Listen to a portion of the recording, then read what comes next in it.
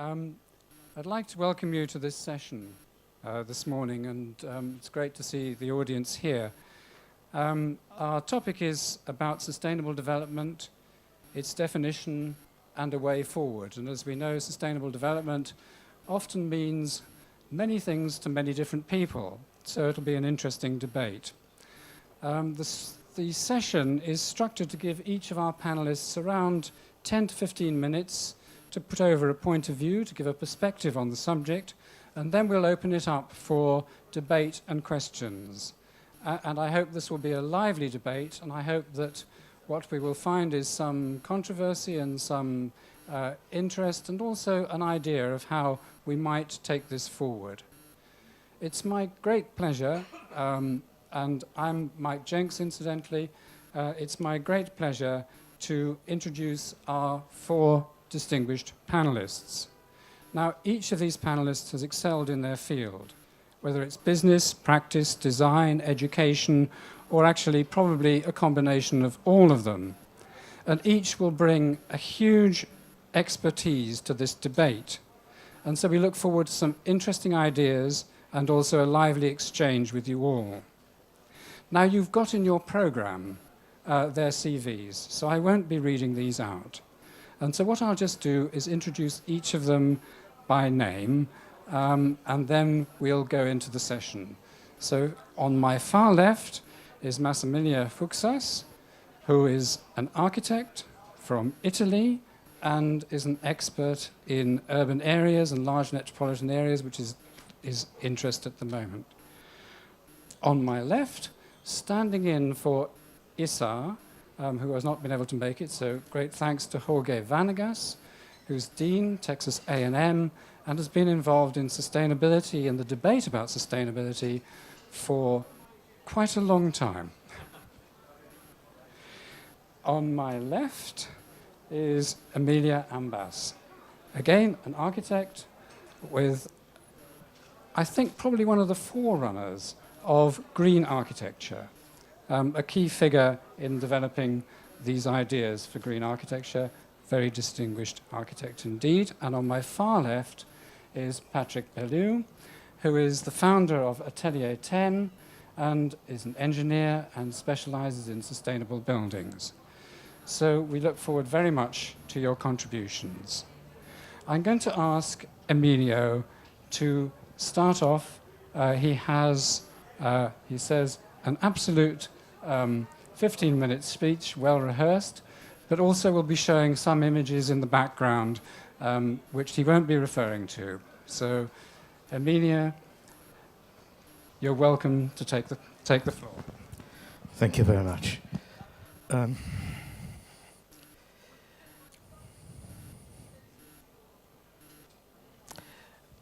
I've been asked if I could elaborate on the relation between an emerging green, sustainable, sensitive culture of buildings which are covered with plants, of buildings which are so-called efficient from an energy viewpoint, and all the new technologies which produce green, sustainable architecture.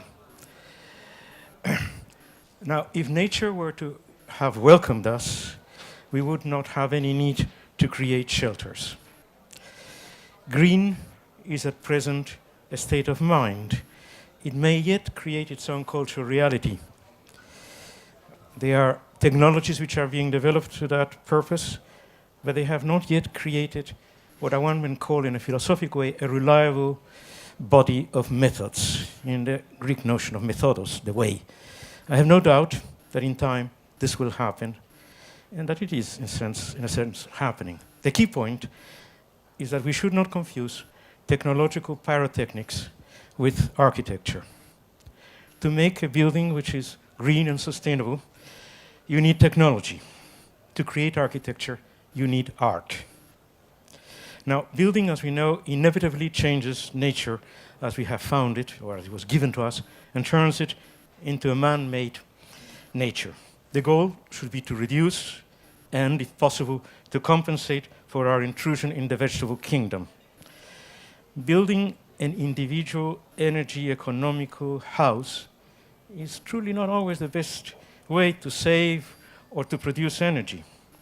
Social investment in communal methods for producing solar, sea, or wind energy may prove to be far more productive and efficient. We must also be quite careful to foresee the secondary and tertiary consequences of our well-intentioned attempts at energy saving. Now, as I said before, we must build our house on Earth, on this Earth, because we are not welcome on the land. Every act of construction is a defiance of nature. We need to conceive of an architecture that stands as the embodiment of a pact of reconciliation between nature and building. We must create alternative models of the future. I'm talking as an architect, proposing a better life to guide our actions. And this we should do if we do not wish to perpetuate the present. I believe that any architectural project that does not attempt to propose new or better modes of existence is unethical. The task may stagger the imagination, the task may paralyze hope, but we cannot subtract ourselves from its pursuit. Now, how do we go about achieving that goal? Now, I personally don't have a systematic mind, and I must confess it, and hence I'm not very good at measuring and parceling. But since I'm quite aware of my shortcomings, it comes back every night to me, I thank God also at the same time, every night, for all the professionals and researchers who develop methods to achieve sustainability. I use the tools that they develop to guide my reflections, just as I use an engineer to calculate the structures of the buildings I've designed. I use technicians to help and guide me to achieve a building which is as sustainable as possible, and to them I am eternally indebted. However, in this process, I do not forget that to achieve sustainability, I sometimes have to use materials that required energy to manufacture them, and that in later years will need another amount of energy for their disposal. Now, I've been able to demonstrate with the building that you might have seen, I don't know how the slides are running, which is a stepped section building in Japan, in Fukuoka, that we can have the city in the city, the green over the gray. It's not true that greenery is only possible in the suburbs. It is true that heat and cold loads can also be greatly reduced using a very economical and ecological material par excellence, such as, for example, earth and plants, and that you can have 100% of the land and also 100% of the building. In other words, the promise that we were given by the modern movement at the beginning of the 19th century, that we would have the house in the middle of the garden, perhaps 40% for the house, 60% for the garden, I think it can be changed. We can now have 100% for the house and 100% for the garden. Tell that to Hegel whenever you meet him. Allow me to restate that if an architectural work does not move the heart, there is no point in it. It's just another building, maybe a good building, sustainable, but it's just a building. Now, how did I become interested in green architecture and sustainability 37 years ago when I started? And there was certainly very little interest in that subject. Before I answer the question, I must tell you what are my prejudices. That's the honest thing to do. I've always believed that a supreme misfortune occurs to an architect when the word arrives before the image. Ideas come wrapped in words, and words are part of our already established linguistic baggage. Words denote an established and culturally agreed upon typology, a type, when it is not a stereotype. As such, they inhibit the introduction of new meanings. That is to say, words inhibit introduction of invention. Words operate in the domain of semantics. That's their residence, while images belong to the realm of visions, and that's a residence to become. I've always striven to design without using words. Such a process requires that I remove from my design process any recourse to linguistic thought, and that I try to enter, as it were, a pre-linguistic state of being. For me, linguistically formulated ideas give great comfort to those who are afraid of inventing. Therefore, I seek to let the images come to me And only when I have assumed a certain form do I try to discover what are the hidden ideas that the images contain or may contain. Of course, you can discuss about that, and there are always risks inherent in any process of interpretation, and that's an inescapable fact. But it is a risk worth taking. But let there not be a misunderstanding. It's not a matter of an image versus idea. An image, once it is generated, if it is perceived to be a prototypical image, does contain an idea, albeit in a way that yet to be deciphered, decodified. Suffice what I just said to my immodest claim to be an image maker and not a word man or an intellectual. I know I shouldn't proffer such profanities unless I'm exiled from academic certainties. Now, the idea of sustainability only became clear to me after I designed in 1975 La Casa de Retiro, the first set of images you saw. It's the one with the two walls. I did not deliberately intended it to be an energy-saving house.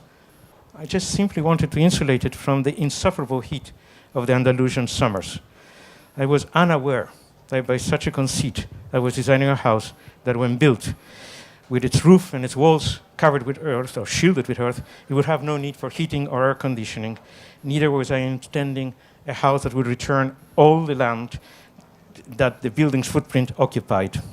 Only after I examined and tried to decipher the house image did I come to realize that it contained a few interesting ideas or sensible ideas. I can tell you that notwithstanding the house's great expanse of glass, when outside you have 44 degrees in the summer, inside the house it's 23 degrees. We once had 50 people inside the house for 3 hours, and I'm told that the temperature went only up to 27. In the winter, with 5 degrees outside, the house does not come down from 19 degrees centigrade. Now, did I consciously seek to build a sustainable house then? Not really. Not consciously, at least. To me, it was just common sense to insulate the construction. Did I intend to become what recklessly James Wines has called me the messiah of green architecture?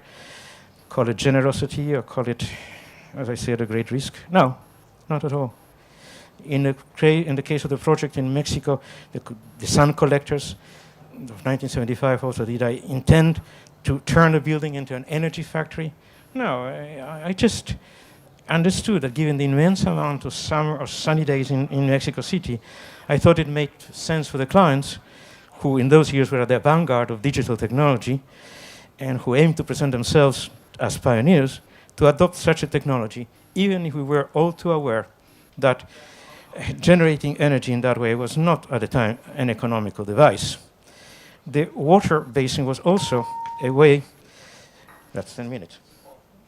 Right, so, okay, thank you. The water basin was also a way to practically drain the swampy land. You may recall that when Cortés arrived to Mexico City, Mexico was a far more subtle urban artifact than Venice is nowadays. But they drained it all. So by draining the land, I was able to, by putting a lake and getting water, I was able to drain the land and make the foundations far more feasible. Now, the building in that case was proposed as a statement of the client's commitment to create a building that was in harmony not only with the site, but also with the genius loci. Like a Mayan temple or a 16th century Catholic colonial church, it was to be seen as the place where the new gods of technology dwelt. In this project, the divinity, of course, was metamorphosed into cold water mist, which you see now. And whenever the sun hit the cold water mist, you got a rainbow. In other instances, from the images I envisioned for the Casa de Retiro, upon much later reflection, once I became intelligent, I derived a series of principles. First of all, to give back the greatest amount possible of land covered by the building footprints in the form of gardens, which are accessible to the users of the building and, if possible, also to the community. Second principle, to design a building which is so intricately related to the surrounding landscape that it is impossible to disengage one from the other. Third principle, to create seasonally changing types of ornaments, such as plants are, so that we decorate the building. Yes, I meant to decorate the building. That's an old architectural skill that has also been lost in the corridors of academia. Fourth principle, to put earth and plants on the roof to create a garden and extend it, whenever possible, to the walls of the building. Fifthly, and far more important than anything else, I wanted to design a building that would sing with a beautiful voice, but with a closed mouth. Now, that's certainly less than 15 minutes. No, you still have 2 more minutes. You still have 2 more minutes. It's all right, thank you. But I already gave up on my wisdom. Thank you. Thank you, Emilio, very, very much. And Emilio not only has given us 5 principles of sustainable development, which we'll bear in mind for the discussion, but he's also beaten the technology, which is pretty good. So thank you, Emilio. And now can I turn to our next distinguished panelist, Massimiliano Fuksas. And Massimiliano, you have 10 minutes. Yeah, I can have also 5 minutes too. No, I think I have nothing to show you. Because of the, I like to speak about this theme. I think the theme of sustainability is for me one of the questions most important since, of course, many years.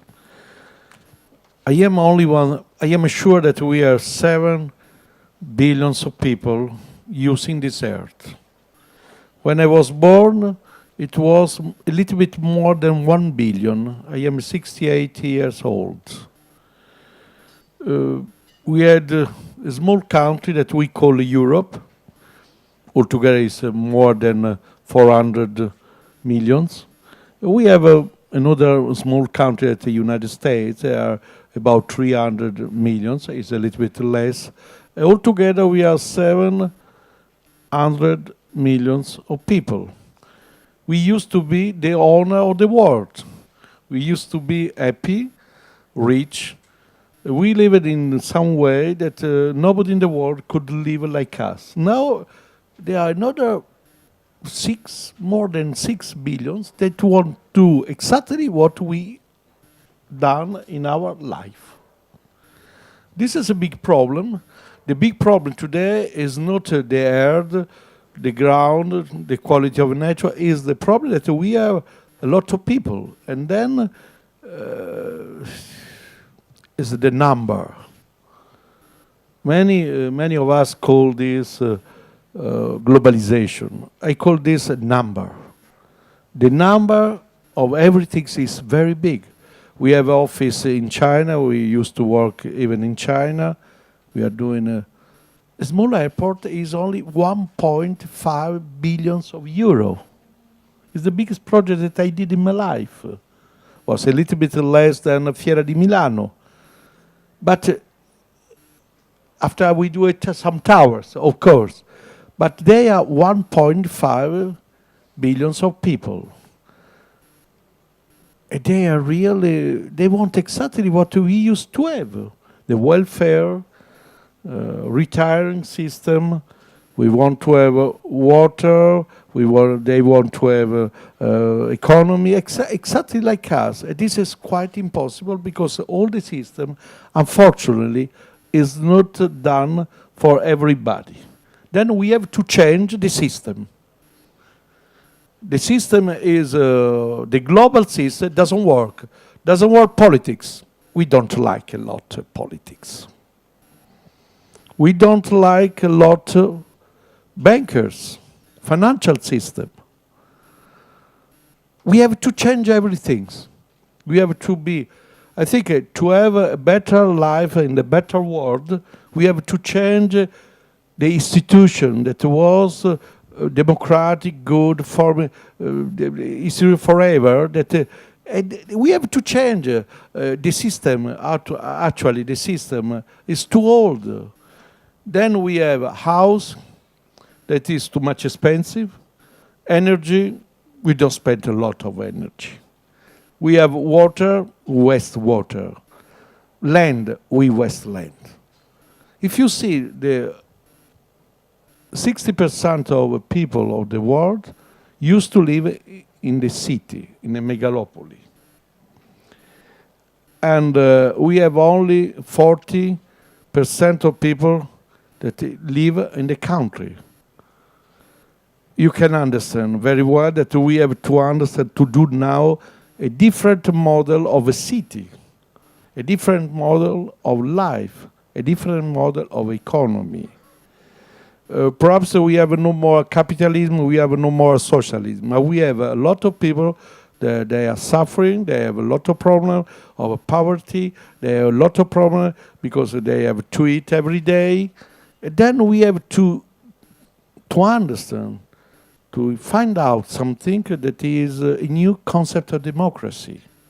The old concept of democracy was a concept good for only 700 millions of people. Now we have a little bit more. We have 10 times more. And then we have to start from nothing. We have to start to say, perhaps we were good, but we are wrong. Our system to say that our financial system, our welfare was the perfect in the world, doesn't work anymore. Then, before to speak about sustainability, I think we have to start again to a start point of a new idea of economy. We cannot have, you see, we cannot have Germany for Europe, United States for America, and Japan before. Now it is China for Asia. Now everything has to change. We have to understand that the future of this world, our home, is needs some other criterium. I think that for an architect, my dream is today work with other friends, our consult, to do a new concept of the city, because it's we cannot live the idea of a city that we have is fantastic. I live in Rome, in Paris, sometime in China, but we have to think if it's possible to live with less energy, waste less water, have more trees, have more life, better life, and everything. I think the base of a human being is the men and the women and the children. Then we have to work now for other things. It's not more, is any more individual way. We are no more artists. The world today, they don't need architects. They need humanism. If you want to be a good architect, first of all, you have to be someone that is much more interested in ethics, perhaps a little bit less in aesthetics, like I try to show 12 years ago when I was director of Biennale in Venice. I have nothing, 7 minutes, 3 minutes, but I don't need 3 minutes. Only one thing, I am sure, really, the only things on my life that I am convinced is that we have to build the new fundament of a new connection, relationship between all the human beings. Thank you very much.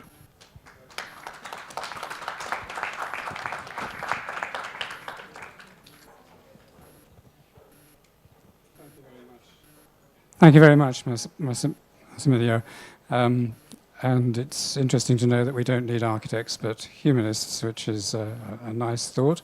And interesting that we really do, and I think this is true, we need to change. So thank you very much, and we'll pick up on your points in the discussion and debate later. Thank you. Now if I can turn to Patrcik Bellew, and again, maybe you'll defeat the technology as well. Thank you very much. Off you go. Thank you. It's quite unusual not talking without with slides or without slides, because I'm very accustomed to talking to pictures, and so I've written some notes which I hope I don't get buried in as I go through. Why am I here? Well, I'm an MEP engineer to some people. I'm an environmental consultant. I've been working on design of green buildings for 30 years, since I was influenced by people like Ted Happold at Bath University back in the late 80s. No, late 70s, early 80s. I set up Atelier 10 in 1990 And I think we've always tried to work on the basis of being kind of pragmatic environmentalists. By that I mean that we're driven by logic and engineering principles to make buildings that do more with less, because that seems to me to be a logical thing to do. So I always come at these things from a fairly logical perspective, and so it is with the brief that we were set in terms of talking about what we're going to cover today. I am involved in a number of projects. In one particular project in Doha, the Heart of Doha project with Msheireb Properties, building 15 buildings to LEED Gold standard, following a very highly sustainable master plan, which I'll talk about a little bit more in a minute. And also in London with Qatari DR doing the Chelsea Barracks development, where we have just achieved a LEED neighbourhood design platinum rating for an urban centre, town centre, city centre scheme. All of which, meet all of the sort of basic requirements of urban living, and yet also achieve very high sustainability standards. And I want to sort of dig a bit into that. Now, the definition that was posted, and you'll find in all of your brochures, is what we call the Brundtland definition of sustainability, which is one that says about meeting the needs of future generations, or meeting the needs of this generation without basically spoiling the planet for future generations. It was penned in the late 1980s, actually 1985 to 1987, by Brundtland as part of some work of the United Nations. And it's a definition that is in desperate need of redefining. Mainly because if you think about what it says that we can be sustainable as long as we don't do too much damage to the planet. And it only talks about man as the vehicle in that. It's not cognizant at all of external systems, of nature, of any other influences. It purely talks about man not using up all the resources ahead of everybody else. That's where it's bad. Where it's good is it does bring in a time dimension. And Buckminster Fuller called this 4D design, thinking in time and the consequences for humanity, as well as purely for personal gain. And I think one of the first things I want to mention then in terms of how do you empower sustainability to happen in projects is this question of how do you deal with the financial aspects of it. We talk frequently, the time horizon for many of our clients is the next quarter's reporting figures. And that is one big barrier to sustainable development, because people are always, I work a lot with supermarket chains. All they care about is the next quarter's reporting figures. It's very hard to get value, to change cost to value, or to understand the difference between cost and value. So thinking in time is very important. Bucky Fuller was actually a proper polymath who thought about sustainable development and resource efficiency from the 1920s. And I think he was probably the man who actually coined the phrase sustainability at the outset. I think our failures in achieving a more sustainable environment come out of many things. But one of the factors that really, I think, is key to the way that society operates is that generally we operate on a principle that specialization is the key to success. And it goes to what Massimiliano was saying about whether it's architect or urban designer who designs a city. Particularly in the construction industry, we have a tendency to partition people into roles. So I'm the MEP engineer, so I do the plumbing, and I don't want to be involved too much in all of the hard questions about the urban design and so on. And I think that actually is one of the major failings of our industry. It really doesn't open up sufficiently to sort of the multiple franchises that one needs to have in this thing.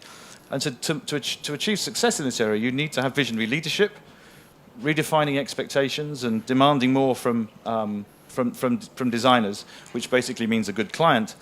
And also, you need to really try and get to develop collaborative minds, producing an environment where collaborative minds can engage positively to drive the agenda forward. Now, if you take something like the telephone industry, between the 1980s, when we all were walking around with our big bricks, bricks in a box, to the power that we all have in our iPhones and iPads now, and you compare how unfar, if that's a proper word, the construction industry has come in the same 20 years, mainly because we're not getting sufficient collaboration and collaborative minds focused on the problems. And so I think that needs to extend both through the technical, but also to the money behind the project, because all too frequently I was traveling down on the plane down to here with a guy who's basically an investment. He has a big investment portfolio, and he didn't actually know that sustainability consultants existed. He was amazed at my existence, which was nice to know that he cared. Now he does now care. So any new modern definition of sustainability must be more cognizant of nature and natural systems, and we can't go on expending our natural capital at the rate we are. We need we need nature to keep us alive, but we're not the only creatures on the planet, and we have a right, and they also have a right to be kept alive. So we need a more ecocentric view of sustainability, and the definition probably should be more about making developments that are sustaining as much as sustainable. And I think that the other issue that I want to talk about is the sort of the dissonance in the climate, and it's something that Richard referred to earlier, or Lord Rogers referred to earlier, which is that an economy that promotes constant growth is always going to be at odds with the notion of sustainability and sustainable cities. So, as a worldview, that's all rather bleak. So I want to recognise the seriousness of the challenge, and perhaps move back to some more pragmatic things. I think others have spoken about the importance of sustainability and urban density much more knowledgeably than I can, but certainly I would agree that the per capita resource use diminishes in dense urban environments. And the heart of Doha, for example, is a very good example, where it's drawing from vernacular influences, and looking at the historic architecture of the region, and it basically says, yes, we have very hot weather for 4 months or 5 months of the year, but for 7 months of the year, our environment is perfectly good to live in and easy to walk around and to walk around the streets without being in cars. It also says you can open the windows for those 7 months of the year. Now, how many buildings are built throughout Doha and throughout the Gulf region with the windows that are completely sealed and the air conditioning runs all of the time? There are some very simple, the vernacular also gives you the clue about the narrow streetscapes and the use of materials at low level with its high emissivity materials that give comfort to people walking on the streets. This reduces car use. When you drive around, when you go around Abu Dhabi and Dubai, it's so hard to get around the city unless you have a car. It's, I think, one of the move in Qatar to move to more walkable streets is one to be praised and followed across the rest of the region. In some areas, we're looking at bringing agriculture into the city. Certainly in London, in our Chelsea Barracks scheme, bringing in productive gardens and productive landscapes as part of a natural landscape is a good thing. You're never going to feed the city, I don't believe, from these things. And perhaps in Doha, it's not such an easy notion. But certainly in many cities of the world, one needs to be thinking of these things. When we are talking about these new urban developments, we're often talking about new buildings. We tend to focus on new buildings. But actually cities, most of cities are made up, 80% of them are made up of buildings that are there already, and only 20% will be replaced in the next 20 years. One of the questions I think we have to ask is whether sort of parachuting in iconic zero-carbon buildings is the right way to solve a sort of citywide problem of sustainable design. And so something else that's emerging in London is a debate where you're kind of reaching the point of diminished returns by the time you kind of develop the very high-performance environmental systems to make zero-carbon buildings. Is it not better, perhaps, to spend half as much and save the same amount of carbon by dealing with existing building stock that's very poorly performing as part of the overall argument? So I think that is something that we are looking at hard in the UK. It leads, in some senses, to unwanted regulation. It means that developers are being forced, for example, to fund developments on adjoining sites within the borough. Certainly as they're doing it in London, they're doing it in Brighton, in order to make lower carbon communities that address both the new buildings and the existing buildings. But that's a really tough challenge that requires courage from politicians as well as a stiff upper lip from developers as they get pinged for another £1 million for improving a local school or a local housing estate. I think the other thing that's important is the cross-subsidy between these things makes things affordable and plays to the basic economic truth that you can only sell green to a tiny proportion of the population. Very few people will buy things just because they're green. The moment you make it cheaper, not just greener, then you start to sell more things. So part of, I think, the intellectual capital that needs to be invested in sustainability needs to be focusing on how we make technologies cheaper, not just how we make technologies. And I think there's a very, very important lack of emphasis on driving costs down, which is happening again in the UK through things like the non-fossil fuel incentives and so on. So carbon investment focusing on cheaper technologies. And finally, the other key strand to more sustainable cities is a lower carbon electrical supply. I have to bring this in as an engineer that you need to really decarbonate the grid, or decarbonize the grid. Maybe decarbonate is water, isn't it? But decarbonize the grid and somehow by bringing in low carbon electricity supplies. Now this is very feasible in the Gulf, not so easy around Europe. But of course, it's a struggle against cheap oil and gas in the Gulf that needs to be played out, and I know that is being played out in some regions of the Gulf. I think I'll move on. Just a final point really is it's all to finish on a kind of positive note, because one of the questions we were also asked is about what's the way forward, and this is about the question of personal investment. Everybody, I think, has a role to play. Everybody in the construction industry has a role to play, whether you're a client, a material supplier, an architect, a designer. Anybody has a way to play in it. And Buckminster, to go back to my friend Buckminster Fuller, well, not my friend, but I admire Buckminster Fuller. He set out an inspired way of thinking about this with a thing called a trim tab. Have you ever heard of a trim tab? He noticed that you don't change the direction of a large ship when it's moving forward by pushing on the bow. What you do at the stern of a ship, there's obviously the big rudder, and on the rudder there's a small thing called a trim tab, which is a device that you move a very small amount and it changes the pressure on the big rudder, which changes in turn the pressure on the ship and steers the ship. So the question is, do we as individuals have the power to change? Well, certainly if you think of your life that way, perhaps you think of yourself as a trim tab, there is a possibility that we all have some relation to this. And in fact, on Buckminster Fuller's grave, it actually says, "Call me trim tab." Thank you.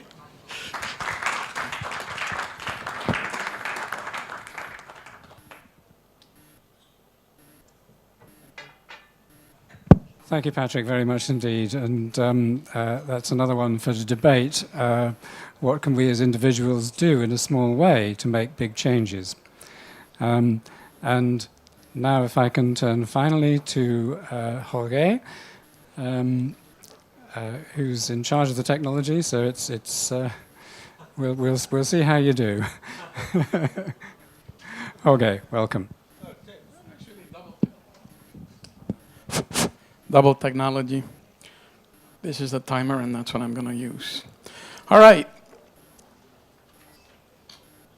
Start. I come from Texas, and we always start with a howdy.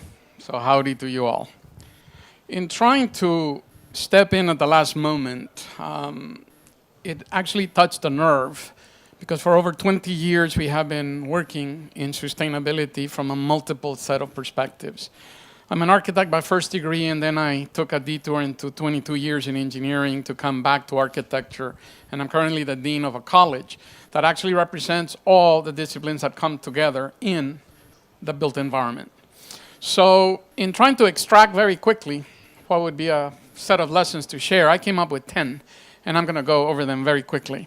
First, the word sustainable does not excite anyone. Bill McDonough said it very famously. If you ask your wife or your loved one, "Honey, how is our relationship?" and you answer by saying, "Sustainable, dear, sustainable," you're in trouble. And that is part of the problem. It does not galvanize, get people excited about the whole thing. And it raises more questions. Sustainable is the ability to sustain, and therefore sustain what and why, sustain how, sustain with what, sustain where, sustain when, sustain for whom. And if you add the word development, you have the same set of questions. So basically, for many years, I used to give I'm a professor, and I used to give an assignment in class, and students were supposed to find definitions. And this was when the internet was just starting to lift off. And I gave up when I compiled over 100 pages of definitions, font size 10, and a lot of them, when you read them, I have to add my little take, my disciplinary take, my economic sector take, my whatever take, and it all boiled down to the same. And the original was the Brundtland Commission. Which leads me to the second point. That definition is very focused on needs. And the reality is that in the world of sustainability, there's another little pesky little word called wants. And needs and wants are not the same, and they are at odds with each other. And going to your point, what do we really need and what do we really want? And that is part of the challenge. Number 3 is it's complex. No matter how you try to look at it, it's complex. And there's no way to simplify everything that we're trying to do. There is no way. I used to work for the Army Environmental Policy Institute. And trying to explain sustainability to the higher levels of command, I had to use 3 lines and 6th grade language. That was my instruction. How do you dumb down a concept at that level? And if you do, what do you have left? So the reality is that, according to one of my big mentors, anything related to these issues, like environmental stuff, social stuff, economic stuff is tough. And that is a real problem. You cannot dumb it down. However, one of the things I have learned is that it can be reduced to some fundamental concepts that remind us why it is that we're talking about that. We would not be talking about anything related to sustainability unless we had people in the equation. And we start by keeping that in mind. I ask my students, how many races are there in the world? And you get all kinds of answers, and the answer is only one. It's called a human race. And we forget about that. And when you look at sustainability from the angle of a planet that floats in space with only one thing coming in, and that is solar. The rest is finite. No matter how you philosophize, rationalize, contextualize, or argue, it's finite. We have finite water and water cycles. We have finite earth and whatever we do to it, finite air, and it's a very, very thin film. And we have finite biota. And ask all those species that don't exist if they were a limited supply. So when you put people, you automatically generate the concept of place. So people in place we have heard already. And that is a fundamental issue. But then you add something that is unique to people and how we have evolved, and that is the verb. What do people do in a place? So it's not about housing, it's about living. It's not about, going out to a restaurant. It's about eating. It's about buying. It's about working. It's about praying, healing, educating, learning.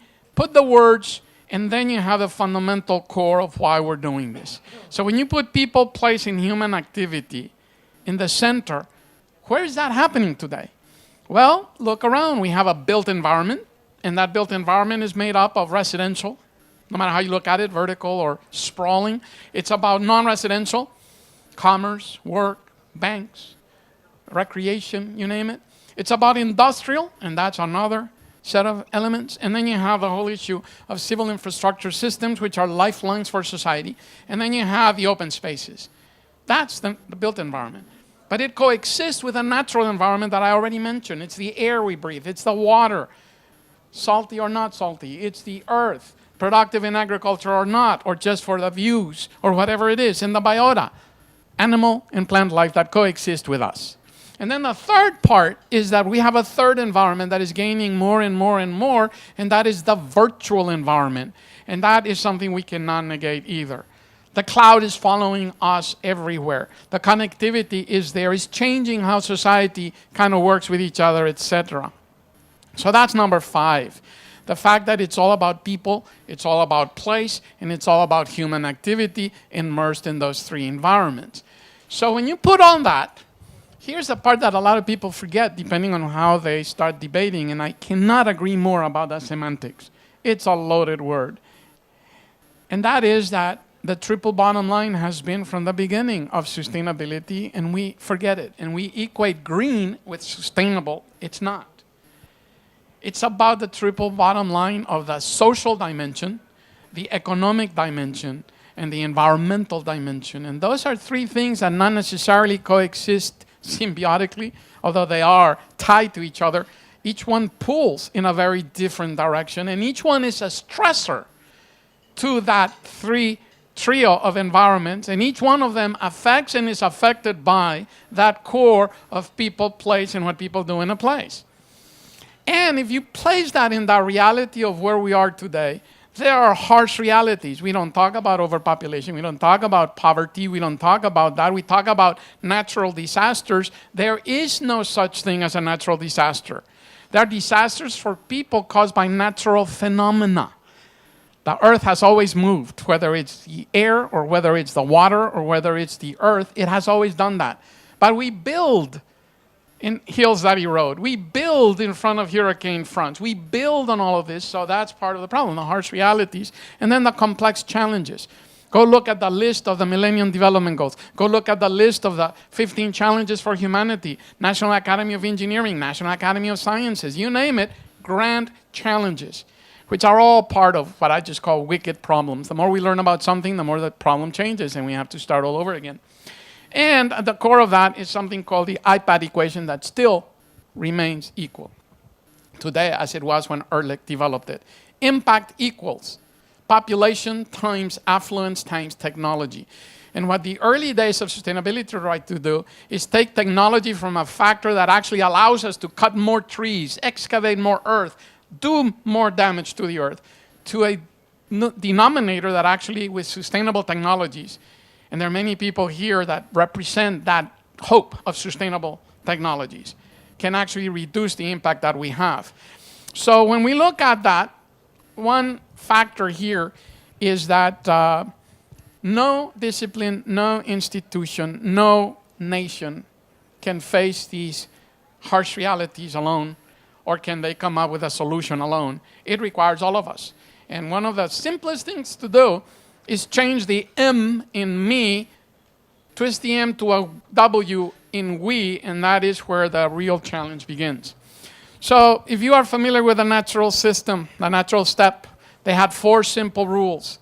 We are unfortunately extracting more from the earth and leaving a lot. How much do we have to actually extract to do 1 ton of iron, 1 ton of steel, 1 ton of whatever? It's a lot. We're accumulating a lot more because we produce, and how long does it take to degrade?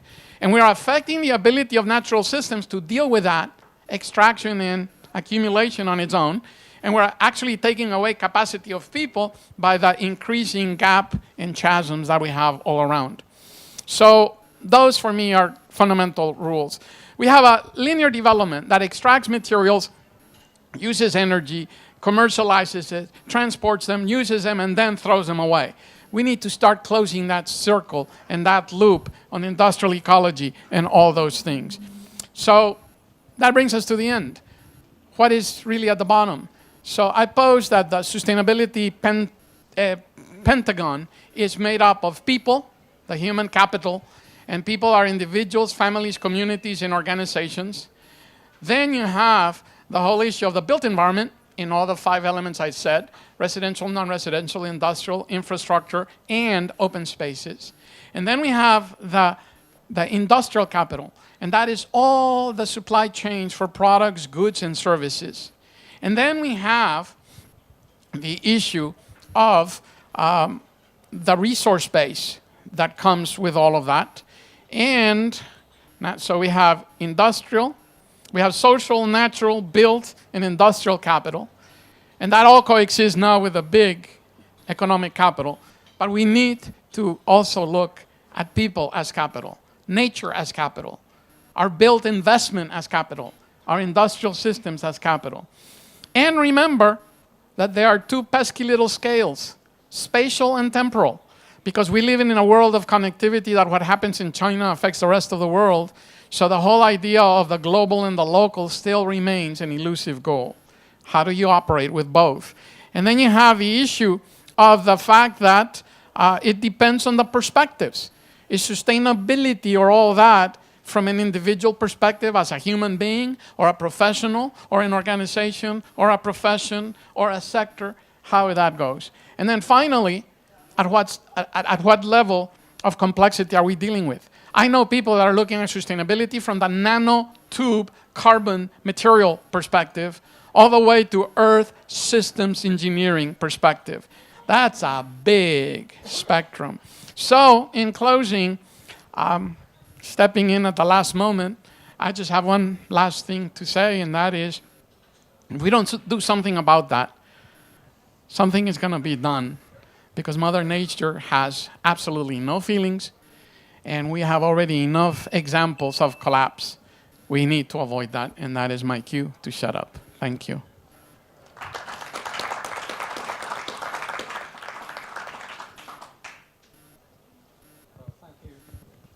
Thank you very much, Jorge, for stepping in. And wow, that's quite some stepping in, short notice. Thank you very much indeed. And it's true, we have to do something. We've heard a whole range from the greening of buildings, from the need to change society, from actually getting together and crossing those silo thinking, and also changing me to we. So it's a big ask. So what do you think? What do you think our future is? Do you have any questions to our speakers? Yes, please, sir. Is it me?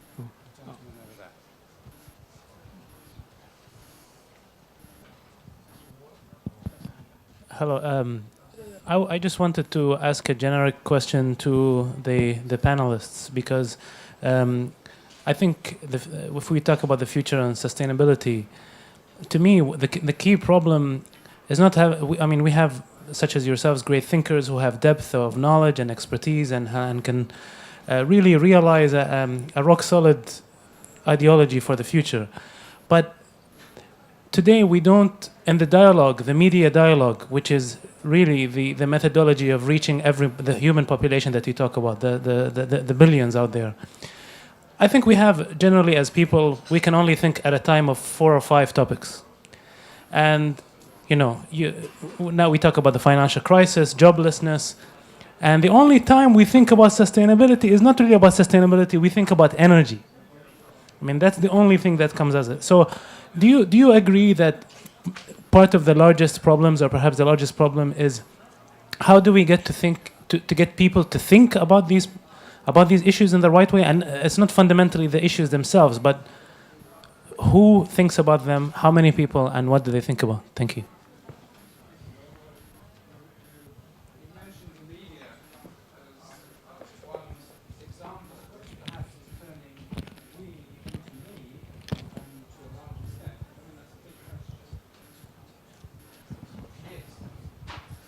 No, I think that you are quite completely right.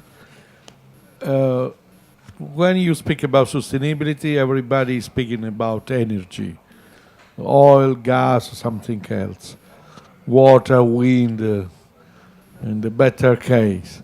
I think that is we have to change. We have really, absolutely, we need to change each other, each of one, each of us.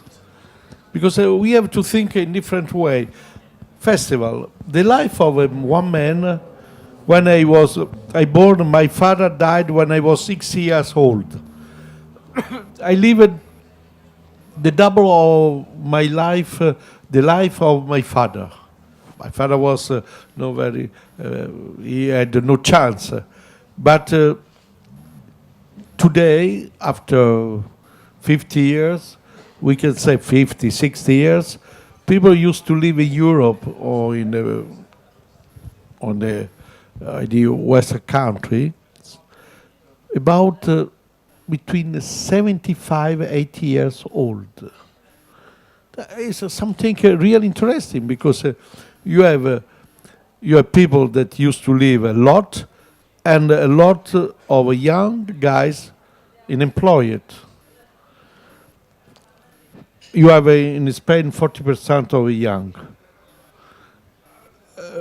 Which kind of energy, of sustainability, of a better world, in a better life, which kind of life we live? We say we have to produce.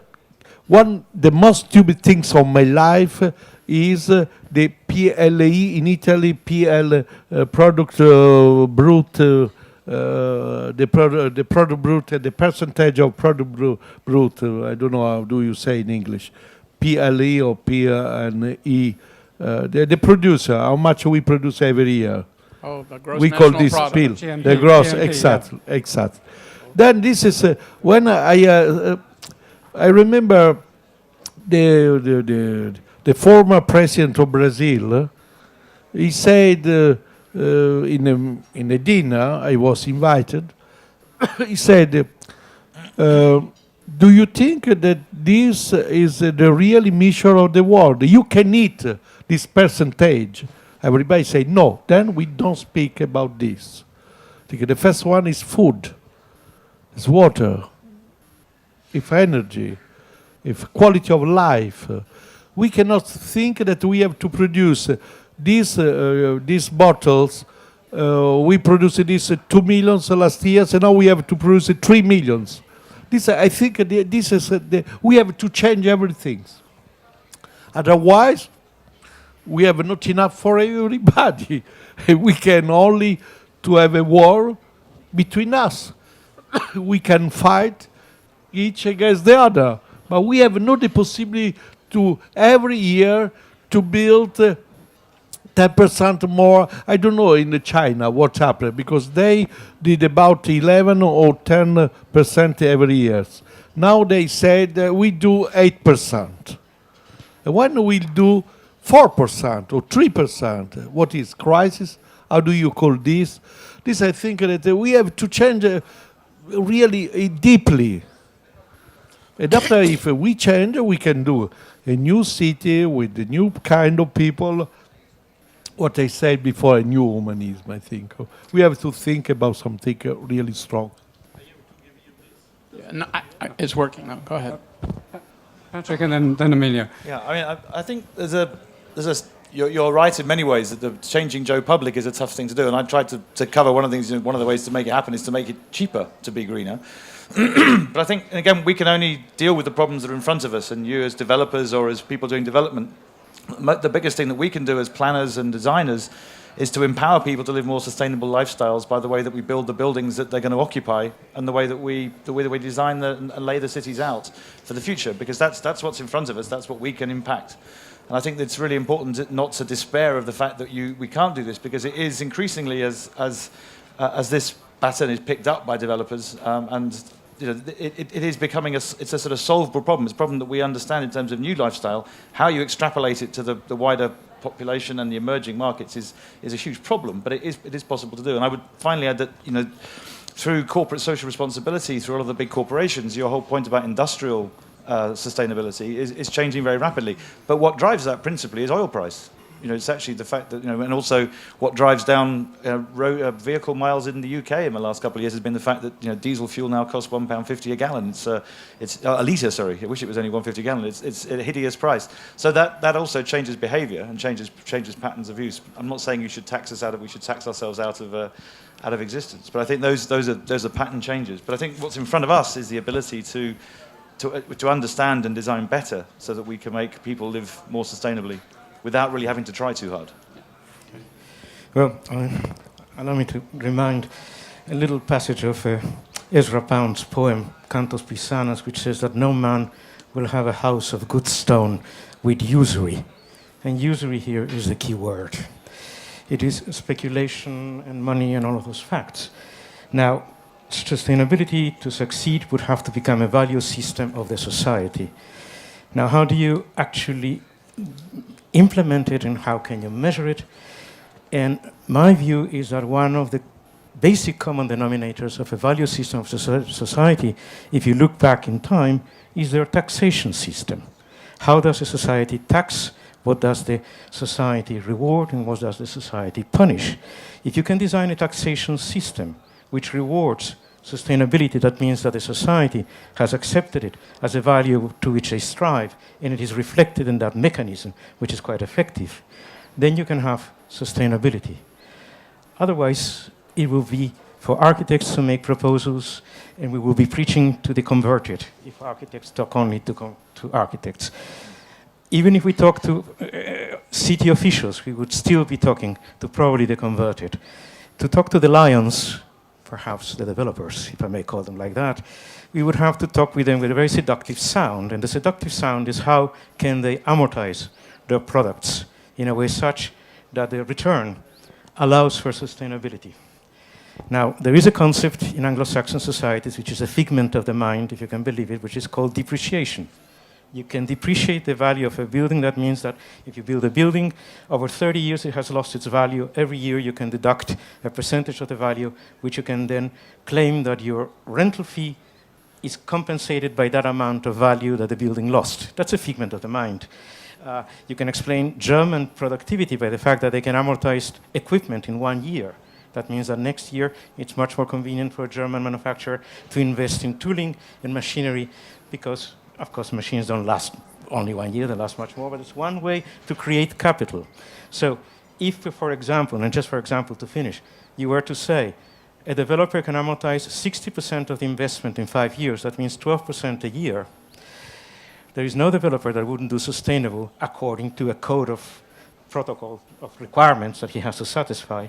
On the 5th year, he would then have a 40% to amortize over 25 years, so if he's no longer interested, he would sell the building, he would go and build himself another sustainable building. And that is one possible way to actually have an effect, whether it is sustainability by means of green, or sustainability by means of energy, or it is sustainability by a means of value system that a society appreciates and is willing to pay for that, because the question of not doing something that affects the future generation means also making a system that allows the future generation to pay for what we are doing for them. And the taxation system is the only way that you can transfer the debt to the next generation, because you cannot ask private capital to make a short-term and medium-term investment, because they are human beings, hard to prove, but anyway, yes, they are human beings, and they will not do it. So that is the only way. I'm sorry to take someone like me to talk about taxation, but I think that that is one of the possible ways to actually really get a result. Well, And okay. very short answer. In green chemistry, green engineering, there's one principle called inerence. But that principle means, and I would start by saying, there's too much thinking and there's very little doing. And it's the doing that really makes a difference. So when you make it inerent, that your products, your processes, your services, your business models, the experiences that you design, and getting rid of the inhibitors, the barriers and the obstacles, when you're able to make that, you choose your battles. Changing the public perception is one losing battle because you don't have any control on that. You can only control your own choice. So one of the things that we deal with is what I call the octant of sustainability.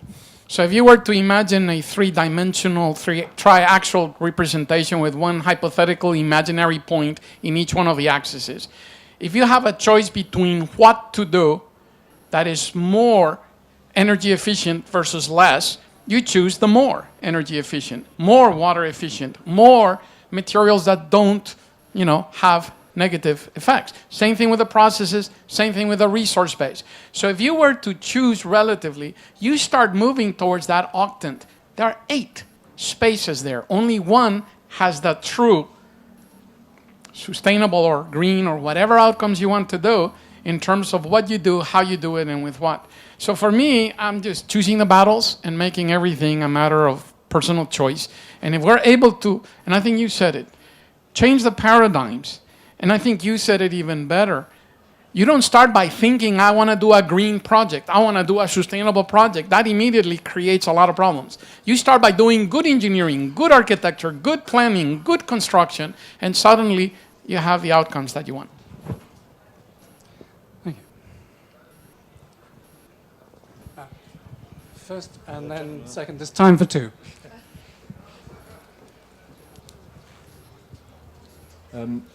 We've heard about the trim tag and the importance of the individual working within the collective movement of societies, and we've heard about transforming the me into we.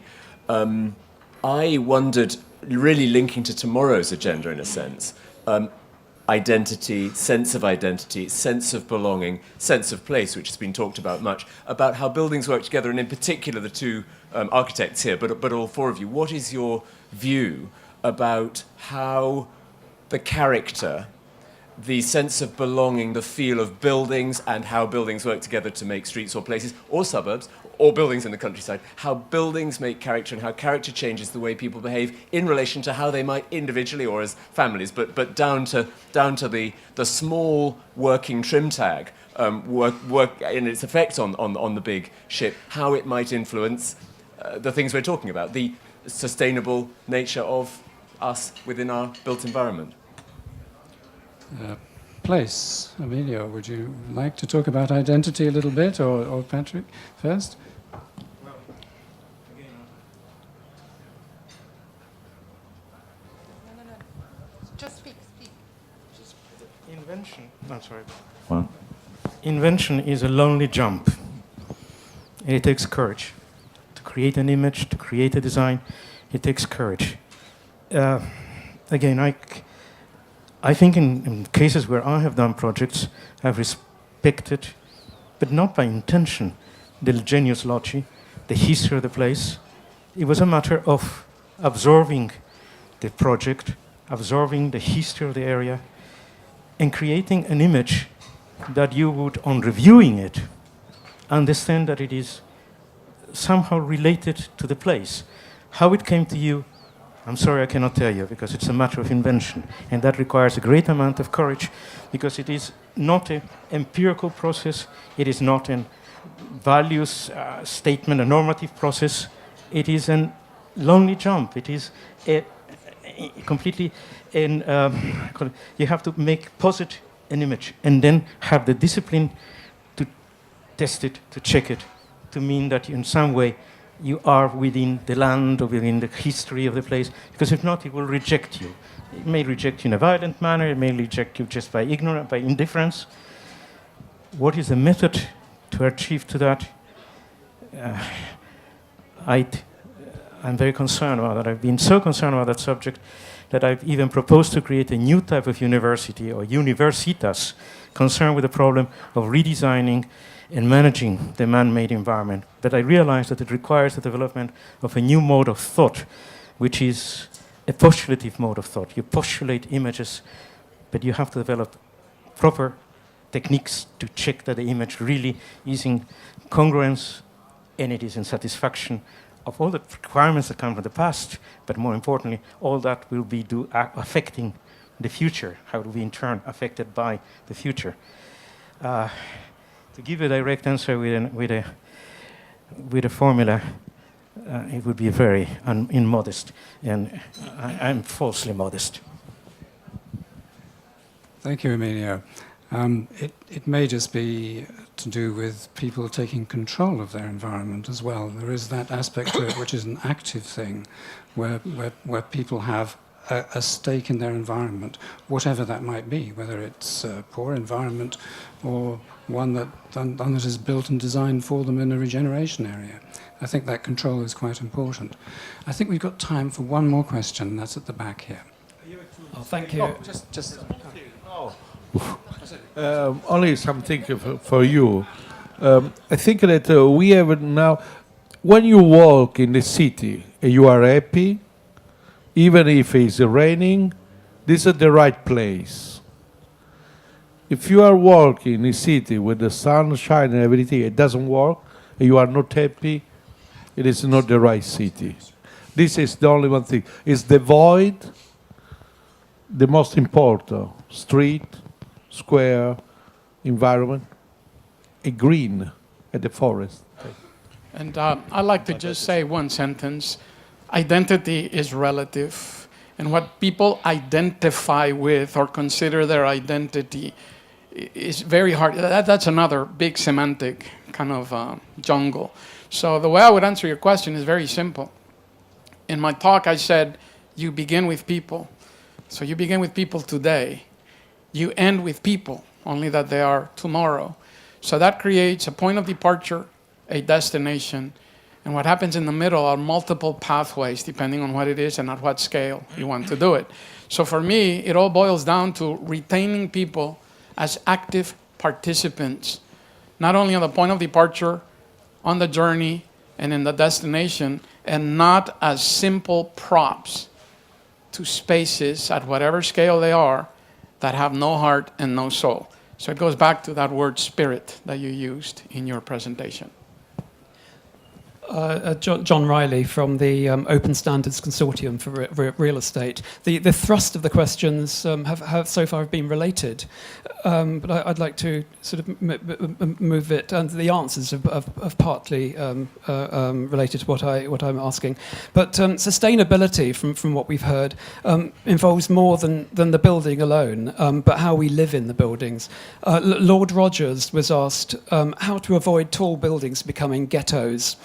And he said they need maintenance, they need organisation, and in Europe they've solved the problem by having a concierge. Emilio talked about buildings singing with a beautiful voice, although with a closed mouth, but that needs a healthy body, that needs lifeblood, it needs a working infrastructure. So what my question is relating to the relationship with technology. Now, Emilio said that technology has been used as pyrotechnics within buildings. But I'd like to ask, how far do we move, or how effective have we been, or can we be, in moving standard ways of measuring and managing sustainability? How can we use that infrastructure that George talked about, the cloud, the technological infrastructure, to act as the concierge to sustain sustainability? That's a question that demands potentially quite a long answer, or probably a PhD paper. The reality is that we're using. My approach to this is always going to be that the architecture and the creation of place and the development of passive design of buildings has to come first, and actually that the gadgets and the gizmos and the kind of the technology that actually perhaps manages those systems is very much the last step in the process. And that the priority for all developments has to be about the development of great places to live, great places to work, and that the creation of buildings that are inherently efficient and high performance. And only then do you add on the kind of the complexity of the cloud-based control systems and the electro concierge. And no doubt they will have a place in the future, but I think there's a real danger that many buildings are moving towards that much more rapidly than they are moving towards a resolution of the basic sort of passive issues that lie behind them. I have the luxury of working with a consortium that is trying to develop technologies to dramatically change the capital projects industry, which includes basically the delivery of anything that requires capital. So my answer is going to be one simple sentence. Technology is no more than an enabler of the full potential of the human being. So when technology is used to maintain bodies healthy, minds educated, hearts at peace and joy, and souls, then we got it. So when you let technology dominate you, and you can participate in the development of any technology you want without relinquishing that freedom, then you've got it. And that's part of the challenge we have, is when technology takes a life of its own, devoid of the human dimension. Thank you very much. Well, we've come to the end of our session, and it's been a very challenging and interesting one, from changing our systems through to enabling sustainability to happen, through taxation, but above all from changing me into we. It is something that we can do and we must do together. And I'd like you to show your appreciation of our speakers very loudly, if you can, just to catch the one who's had to go. So thank you all very much indeed. And our moderator, please.